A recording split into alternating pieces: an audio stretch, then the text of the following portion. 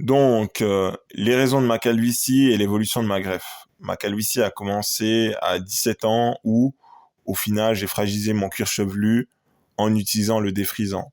Suite à cela, je suis encore allé quelques années plus tard chez le coiffeur à raison de une fois par semaine à deux fois par semaine, ce qui a encore plus fragilisé mon cuir chevelu. La supercherie a duré à un certain moment jusqu'à ce que, ben voilà, je constate que mes cheveux ne poussent plus à certains endroits et au fil du temps, ça ne ressemblait plus à rien. Donc, il a fallu faire la boule à zéro parce que ça ne pouvait plus durer. Même aller chez le coiffeur égalisé sur les côtés, ça ne menait plus à rien.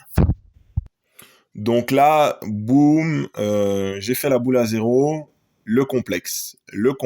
On ne se reconnaît plus dans la glace. On ne fait plus son âge. On est condamné à cacher son crâne, c'est-à-dire à mettre des bonnets, à mettre des casquettes en toutes circonstances, même quand elles n'ont pas lieu d'être. Des fois, les gens, vous demandent pourquoi vous portez tout le temps une casquette. D'autres personnes se permettent de vous enlever cette casquette. Vous avez envie de les frapper, vous énerver, vous en agacer. Voilà, et comme je vous l'ai dit encore une fois, il y a le fait de ne plus faire son âge, d'avoir des critiques parce qu'on est chauve à 21 ans. Pourquoi on est chauve? Non, vous faites 30 ans. Non, vous faites 25 ans. Les gens débattent sur votre âge, sur votre visage. C'est absolument désagréable. Donc, au-delà de vouloir plaire aux autres, il faut d'abord se plaire à soi-même. Et si on ne se reconnaît plus, pour moi, il était inconcevable de demeurer chauve, de mourir chauve. J'ai cherché de multiples options et j'étais fort heureux qu'il existe la méthode de la greffe de cheveux. Parce que les perruques, les poudres pour densifier le volume des cheveux, ça ne me convenait pas du tout. Je voulais quelque chose d'efficace, de permanent et d'esthétique, tout simplement. Donc, une heure après la greffe, c'est assez frais, on doit rester calme, sinon ça peut saigner, rester à la verticale.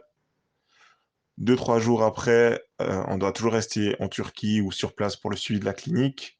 Ensuite, après quatre, cinq jours, on voit comment les greffons ont séché. Après deux semaines, les croûtes arrivent à maturité, on a des démangeaisons à l'avant et à l'arrière de la tête, il y a un aspect assez horrible, ensanglanté. À la cinquième semaine, on rase, on va chez le coiffeur en épargnant les greffons. Avec les ciseaux ou avec la tondeuse, une marge de protection, on ne devrait pas, mais c'est bien pour aérer la tête. De la cinquième semaine à la dixième semaine, on a un doute quant à la repousse. Au troisième mois, c'est notre entourage qui nous confirme qu'il y a une véritable repousse, puisque nous, on en doute, puisqu'on se voit tous les jours, on a du mal à faire le contraste. Donc le troisième, le quatrième mois, on est certain du processus de repousse. Entre le cinquième et le huitième mois, c'est bonus, bonus, bonus. Là, on voit que on peut commencer à faire des coupes de cheveux, nos cheveux prennent du volume, la repousse est meilleure. C'est vraiment la phase de grâce. J'espère que mes résultats vous auront convaincu et que vous êtes enthousiaste à faire une greffe parce que ça en vaut vraiment la peine. Beaucoup de complexes enlevés, beaucoup de satisfaction, une estime de soi retrouvée. Voilà, donc très content du résultat et puis n'hésitez pas à me poser des questions.